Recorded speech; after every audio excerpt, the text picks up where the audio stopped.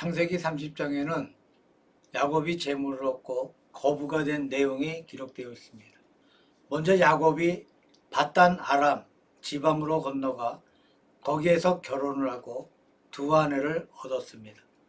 두 아내를 얻기 위해서 7년씩 14년을 일을 해서 레아와 라헬을 얻어 아내를 삼고 먼저 레아를 통해 4명의 아들을 낳고 그 다음에 레아와 라헬의 몸종들을 통해서 또 두 아들씩을 낳고 다시 레아를 통해서 두 아들과 한 딸을 낳고 마지막에 라헬을 통해서 요셉을 낳았습니다.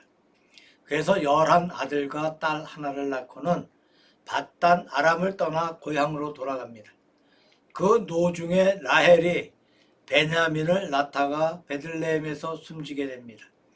그래서 지금 베들레헴에 가면 라헬의 무덤이라고 불리는 유적지가 남아 있습니다. 야곱이 세 번째로 얻은 것은 바로 재물이었습니다. 야곱이 두 아내를 얻고 또 12아들을 얻고 그리고 많은 재물을 얻게 되었으니 이만하면 야곱은 객지에 나가서 20년간의 세월을 보낸 보람이 충분하다고 생각됩니다. 많은 재물을 모아서 자기의 고향으로 돌아간 줄로 믿습니다. 본문 가운데는 야곱이 세 번째로 재물을 얻은 말씀이 나옵니다. 신앙과 재물에 관한 문제입니다. 우리가 세상에 살아가는 동안에 재물이 절대로 필요합니다. 더구나 인간의 생활이 도시화되고 도시에 집중되는 현대생활일수록 그야말로 돈이 많이 필요하고 번화한 도시에 가면 돈 없이는 아무것도 하지를 못합니다. 비유로 말씀드리면 배와 물의 관계와 같다고도 할 수가 있습니다. 배라는 것이 무거운 짐을 싣고 넓은 바다 위를 쉽게 떠갑니다. 그것은 물 덕분에 물 위에 배가 떠서 쉽게 물을 건너갈 수 있는 것을 볼 수가 있습니다. 이렇게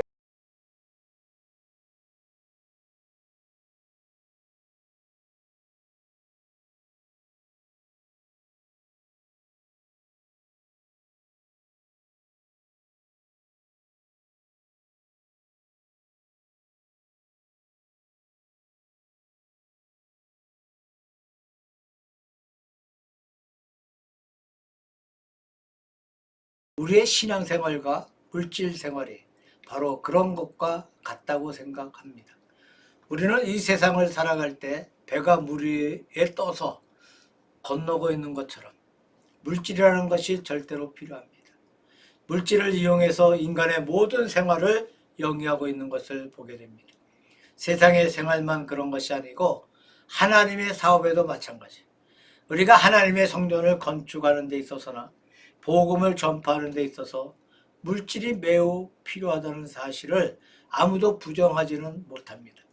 그러나 배가 물에 떠서 가고 있는 것처럼 신앙이 물질을 지배하고 물질 위에 떠서 가야 합니다. 그러나 반대로 신앙이 깨어지고 물질이 신앙생활 속에 들어와 버리면 물이 뱃속으로 들어가는 모양으로 배가 파선을 당하고 신앙생활이 엉망이 되는 것을 보게 됩니다. 그래서 인생이 살아가는 동안에는 물질은 절대 필요한 것이지만 동시에 신앙생활 가운데 물질은 대단히 큰 시험을 안겨준다고 그렇게 정리할 수가 있습니다. 우리의 조상 아담과 하와가 타락했을 때 여러 가지 변화가 참으로 많았습니다.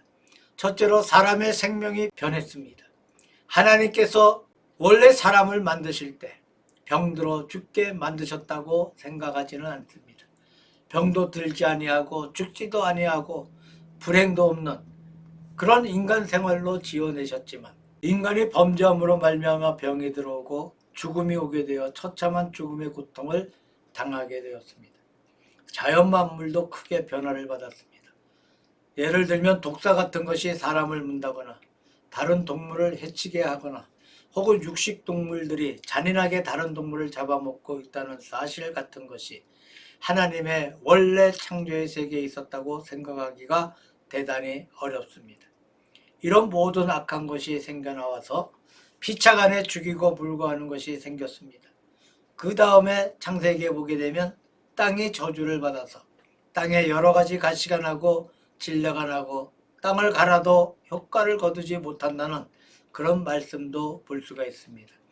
이렇게 변하는 것이 많이 있습니다만 그런 변하는 것 중에 하나가 바로 재물이라고 생각합니다. 하나님께서 맨 처음에 세상 만물을 창조하셨을 때 재물이라는 것은 결코 그렇게 악하게 지어낸 것이 아니었다고 생각합니다. 재물이 사람에게 시험이 된다거나 재물을 잘못 써서 큰 화를 받는다거나 그렇게 지어낸 것이 아니었다고 생각합니다. 하지만 인간의 타락으로 말미암아 여러 가지 환난 가운데 한 가지가 바로 재물의 변화인데 재물을 잘 쓰면 대단히 유익하지만 잘못 쓰면 대단히 무서운 것이 되고 마는 사실을 볼 수가 있습니다. 오늘 설교 제목을 신앙과 재물이라고 했습니다. 우리가 오늘 말씀을 통해서 재물을 어떻게 사용할 것인가를 생각해보고 말씀에 비추어 하나님이 주신 재물을 잘 관리하시기를 원합니다. 첫째 생각해 볼 것은 하나님의 선물이라는 거예요. 먼저 본문 가운데에서 우리는 하나님의 축복을 생각해 볼 수가 있는데 야곱이 빈손을 가지고 객지에 나갔지만 본문 말씀대로 2 아내를 얻게 되고 11 아들을 얻게 되고 또 그 다음에 재물까지 얻게 되었는데 빈손으로 고향을 떠났던 야곱이 굉장한 재물을 얻게 되었습니다. 본문 가운데 보게 되면 야곱이 14년 동안에는 2 아내를 얻기 위해서 일을 했고 그 다음 나머지 6년 동안에는 자기의 재산을 모으기 위해 일을 했다고 했습니다. 그 다음에 재물을 얻는 방법까지 나와 있습니다만 야곱의 처가가 있던 실한 가축은 야곱의 것이 되어버리고 약한 것들은 자기네 것이 되어버렸다는 그런 말씀이 기록되어 있습니다. 하여튼 재물이 급속히 늘어났는데 하나님의 큰 축복을 받아서 야곱이 거부가 되었다는 사실을 오늘 본문 가운데에서 찾아볼 수가 있습니다.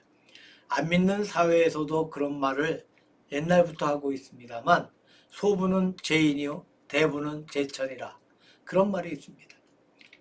작게 부자가 되는 것은 부지런히 열심히 살고 열심히 뛰면 누구든지 자기의 먹고 마시고 하는 것은 넉넉하게 얻을 수 있다. 소부는 다 될 수 있다. 하지만 큰 부자는 하늘에 있다. 열심히 잘 뛰어서 되는 것이 아니고 하나님께서 기회를 주셔야 그렇게 되는 것이다 라는 말씀이 있어요. 하물며 성경의 거룩한 도리를 볼 때에 하나님께서 축복하시지 않는다면 사람이 어떤 것도 할 수가 없다는 사실을 보게 됩니다. 또 우리가 더 느낄 수 있는 것은 목축의 양떼, 소떼를 얻는 것만 그런 것이 아닙니다. 우리 인생의 재반사가 하나님의 축복을 받지 않고는 도저히 안 된다고 믿습니다. 예를 들면 농사를 짓는 것도 사람이 아무리 애를 쓰고 물을 심고 아무리 정말 노력을 하고 땀 흘려 밭에 나가 일을 한다고 해도 비가 잘 오지 않는다거나 벌레가 생겨서 먹어버린다거나 어떤 재앙이 와버리면 되는 것이 없습니다. 예를 들면 공장을 운영하고 물건을 만드는 분들도 마찬가지예요. 열심히 힘쓰고 땀 흘려 지혜 있게 하더라도 이 시세가 맞지 않고 운이 따라주지 않으면 망해버리고 마는 사실을 볼 수가 있습니다. 아랍 사람들이 기름을 가지고 그렇게 전 세계를 괴롭히고 그야말로 세계 경제를 가끔 힘들게 하는데 어떤 때는 예를 들어 배럴당 30 몇 달러하고 어떤 때는 10불 이하로 떨어져서 심지어 6불, 7불 한다는 말까지 들었고 있습니다. 오늘 설교를 준비하면서 인터넷으로 검색을 한 결과 2022년 1월에서 10월에는 평균 99.29달러였습니다. 2021년에는 69.41달러. 그것은 누가 그렇게 조종하는 것입니까? 물론 사람들이 과잉 생산을 해서 그런 것이라고 할 수 있겠습니다. 또는 중동에서의 전쟁 때문에 산유국들의 다툼 때문에 기름을 적게 생산해서 그렇다고 할 수가 있겠지만 역시 불가항력적인 하나님의 어떤 섭리인 것을 느끼지 아니할 수가 없습니다. 아랍의 산유국들이 모여서 피차간에 조정을 하고 기름값의 하락을 막기 위해 온갖 방법을 다 썼지만 결국 그것이 결렬되고 기름을 생산해서 그런 상황에 빠지고 말았다는 그런 말들을 듣게 됩니다. 우리는 그런 일의 배후에도 엄숙하게 하나님의 섭리가 있었다는 사실을 느끼지 아니할 수가 없습니다. 옛날부터 보면 농사하는데 농사의 신이 있었습니다. 바닷가에서 고기 잡는데 고기잡이의 신이 있었습니다. 인간의 직업 가운데 신이 없는 그런 세계가 거의 없습니다. 예를 들면 성경에 나와 있는 바알신 같은 것도 옛날 베니게의 신이었는데 그 바알신은 베니게 사람들의 농사 짓는 신이었습니다. 자, 농사하는 농민들이 바알신을 섬겨야 농사가 잘 된다 하는 미신에 빠져 있었던 것을 봅니다. 바닷가에 가면 어부들의 세계에서도 얼마나 우상 숭배가 많은지 몰라요. 해변에 가면 얼마든지 그런 사람들을 볼 수가 있습니다. 깊은 미신에서 벗어나지 못해. 한번 배 타고 바다에 나가면 생사를 기약할 수가 없는 것이니 그야말로 무엇인가 의지하고 무엇인가를 붙들지 아니할 수 없는 심정이 되는 것을 보게 됩니다. 현대인들도 그렇다고 합니다. 예를 들면 비행기를 모는 비행사가 아침에 일어나서 길을 걸어가다가 처음 만난 사람이 여자라면 집으로 다시 돌아가 버린다는 그런 말을 한번 들은 적이 있습니다. 이렇게 현대 문화의 세계도 그러한 이상한 미신에 잠겨 있는 것을 볼 수가 있습니다. 왜 그렇습니까?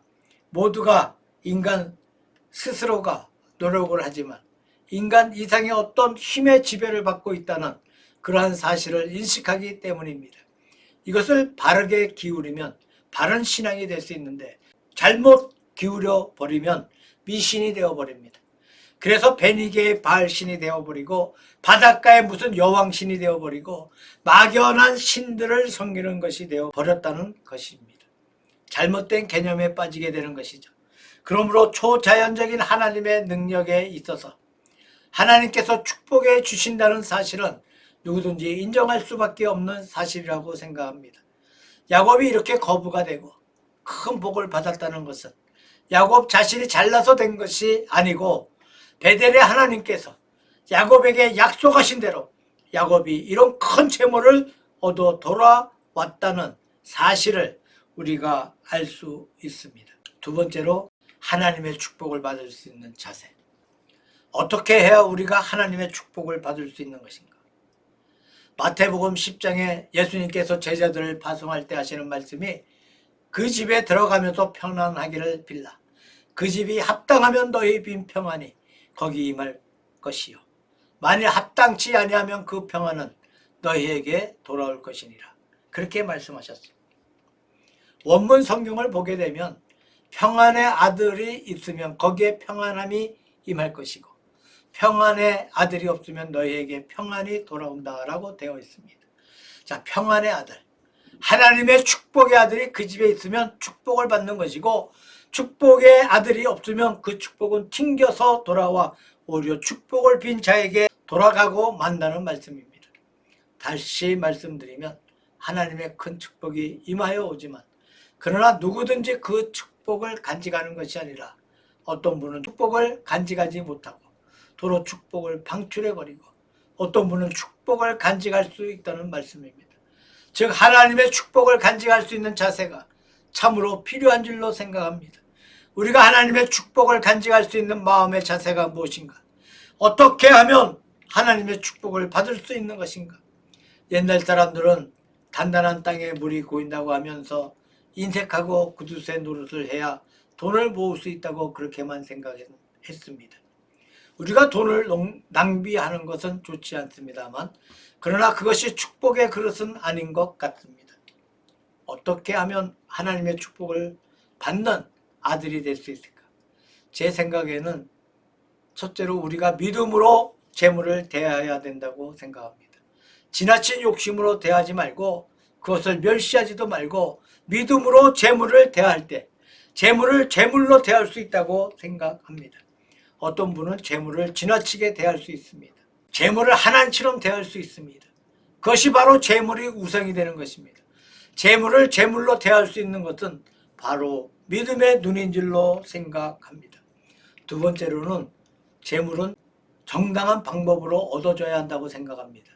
그것이 축복의 아들입니다. 재물을 정당한 방법으로 얻지 못하고 잘못된 방법으로 재물을 모은다면 잘못된 방법으로 얻어진 재물은 잃어버릴 수밖에 없습니다. 사과 같은 실과를 저장할 때 보면 그 중에 몇 알이 썩은 것이 섞여 있으면 나중에 전부 번져서 다른 것도 다 썩고 못쓰게 되는 사실을 보게 됩니다. 우리의 재물 가운데 부정한 재물은 마치 그런 전염병과 마찬가지. 우리의 가진 재물 가운데 일부가 부정의 재물이 섞여 있을 때 이 부정의 재물이 전염병처럼 전염이 되고 다른 재물도 다 썩어지고 마는 사실을 볼 수가 있습니다. 제가 아는 어떤 장로님은 장사를 하시는데 저녁이 되면 하루 종일 장사를 해서 번 돈을 계산하고 오늘 돈을 얼마 남겼다 하면 돈을 딱 떼. 그 떼면 11조함이 하나 있는데 그 중에 11조함에 옮겨두고는 나머지 10분의 9는 자기 통장에 집어 넣습니다. 통장에 넣으면서 돈을 주고 축사를 하는데 뭐라고 하면 야 이 돈아 너 부디 나갈 때 잘 나가거라 하고는 집어넣는다는 말을 들었어요. 좀 우습기는 한데 그분이 참 지혜로운 분이라고 생각이 됩니다. 돈은 보통 들어올 때는 기쁘게 들어오는데 아주 반갑게 기쁘게 들어옵니다. 나갈 때는 보통 눈물을 안겨주고 나가. 돈을 조금 쓰는 것이야 그렇지 않겠지만 큰 돈을 쓸 때 예를 들면 집에 자녀가 병이 들어서 수술을 한다거나 무슨 사업이 잘 안 되어서 그것을 메꿔 놓는다거나 할 때 모두 눈물을 흘리면서 메꾼다는 그런 이야기입니다. 너 부디 나갈 때 잘 나가거라. 얼마나 지혜로운 축사 방법입니까?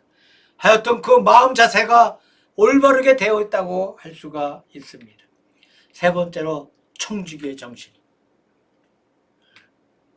올바르게 복 받는 정신이라는 것은 하나님의 재물을 내가 관리한다는 그러한 정신에서 내가 이것을 얻어야 한다고 생각합니다. 내 것이다. 죽어도 놓지 않겠다 하는 것은 잘못된 재물 개념인 줄로 생각합니다. 하나님의 것을 내가 맡아 있다. 얼마 동안 내가 관리해 드린다. 라는 정신에서 재물을 맡는 정신이 필요한 줄로 생각합니다. 어떤 부인이 있었는데 일생을 통해서 참 구두쇠처럼 돈을 모았어요. 돈을 상당히 많이 모았습니다. 돈 한 푼도 쓰지 아니하고 안 먹고 그저 싸구려 식사를 하고 헌옷을 입고 돈을 굉장히 많이 모았습니다. 그런데 나이도 얼마 되지 않았는데 50 몇 살밖에 안 됐는데 그만 갑자기 병이 들어서 죽게 되어버렸습니다. 그래서 갑자기 죽게 되었는데 의사에게 가봐도 소용이 없어요. 이 사람이 가만히 생각해 보니까 참 분하다는 생각이 들어요. 자기 일생을 통해서 잘 먹지 않고 입지 않고 이렇게 돈을 많이 모아두었는데 한 푼도 써보지 못하고 죽게 되었으니 너무나 원통합니다. 돈을 모아서 마음껏 좀 재미있게 쓰고 죽었으면 덜 원통할 텐데.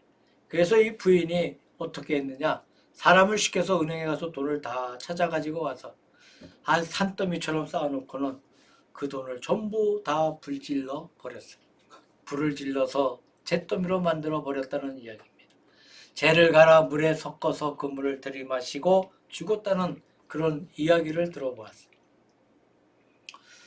참으로 우스운 이야기입니다. 그것이 무슨 해결이 되겠습니까? 뭔가 잘못된 생각입니다. 이 돈은 내 것이다. 내 돈인데 내가 쓰지 못하고 죽으니까 원통하다. 그래서 참 비정상적인 행동이 나왔습니다. 하나님의 것을 내가 맡고 있다. 하나님의 뜻대로 이 돈을 쓴다고 하면 어떻게 그런 이상한 행동을 할 수가 있겠습니까? 믿음으로 돈을 관리해야 합니다. 그 다음에 돈을 모을 때 정당한 방법으로 돈을 모으는 것. 그 다음에 이 돈을 내가 하나님으로부터 받아서 맡고 있다는 그런 개념으로 돈을 대해야 한다는 것. 이것이 돈에 대한 정당한 정신인 줄로 생각합니다. 이것이 하나님의 축복을 받을 수 있는 그런 마음의 자세인 줄로 믿습니다. 네 번째로 말씀드리고 싶은 것은 하나님의 축복을 사용하는 자세예요. 돈은 들어올 때는 기쁜데 나갈 때는 슬프다고 말씀드렸습니다. 사실은 나갈 때 더 기쁘게 나갈 수가 있습니다. 그것이 하나님의 것이라고 믿고 하나님의 뜻대로 올바로 사용할 때 그 돈은 영원히 남습니다. 옛날부터 그런 말이 있어요. 술 도가니에서 벌은 돈은 3대를 가지 아니한다. 자, 술 도가니 속에서 사람들이 술을 마시고 취하게 해놓고 돈을 많이 벌었는데 그것을 그저 꽁꽁 뭉쳐서 나 혼자 쓰고 있으면 그것이 그렇게 오래가지 못합니다. 무슨 일인지 탈이 나서 망해버리고 없어져 버리고 3대를 가지 못한다고 하는 말이 있어요. 우리가 참 하나님의 뜻 가운데 올바르게 축복을 받아서 올바르게 사용할 때 그 돈은 오래 길이 남아 있습니다.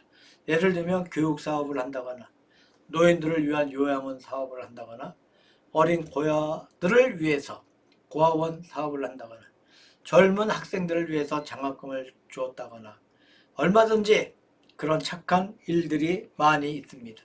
애써서 돈을 버는 것보다 쓰는 것이 훨씬 더 귀한 일이고 더 중요한 일이고 더 어려운 일이라고 생각이 됩니다. 하나님의 뜻대로 어떻게 물질을 쓸 것인가, 거기에 우리의 관심을 돌려야만 한다고 생각합니다. 야곱이 그 후에 에서를 만났을 때 형 에서에게 자기의 재물을 선물로 보냅니다. 에서의 칼날을 피하려고 그런 식으로 노력을 했습니다. 야곱이 돈을 버는 것은 무엇인가 우리를 볼 때 그렇게 석연치 않는 그러한 방법이었습니다. 야곱은 재물 때문에 그 후로 많은 슬픔과 눈물을 흘렸던 사실들을 찾아볼 수가 있습니다. 우리가 어떻게 재물을 대할 것인가? 어떻게 하나님의 축복을 받을 것인가? 대단히 중요한 문제가 됩니다. 하나님의 큰 축복인 것을 첫째로 믿어야 하는 것이고 정당한 방법으로 하나님의 축복을 받아야 하는 것이고 그 다음에 우리가 정당한 방법으로 하나님의 축복을 사용해야 한다고 생각합니다. 재물만의 문제가 아닙니다. 우리의 건강도 그렇습니다. 우리의 재능도 그렇습니다. 우리가 가진 모든 것을 청지기의 정신을 가지고 하나님 앞에 올바르게 사용할 때 그것은 영원히 남습니다. 길이 빛나는 존재가 되고 길이 빛나는 아름다운 것이 될 수 있다고 생각합니다.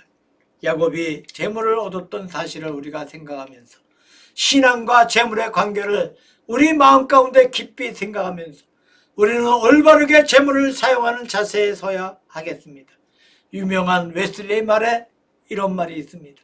나는 너의 돈 지갑이 회개하기까지 너의 회개를 믿지 아니한다. 돈에 대한 우리의 자세가 회개하기까지 우리는 참된 회개의 열매를 맺지 못합니다. 재물은 잘 쓰면 하나님께 영광이 되고 귀한 것이 되고 잘못 쓰면 오히려 화를 안겨주고 또 남에게 화를 주는 악한 물건이 됩니다. 하나님께서 우리에게 주신 우리의 모든 재물을 하나님의 뜻대로 올바르게 사용할 줄 아는 믿음을 가지시기를 바랍니다.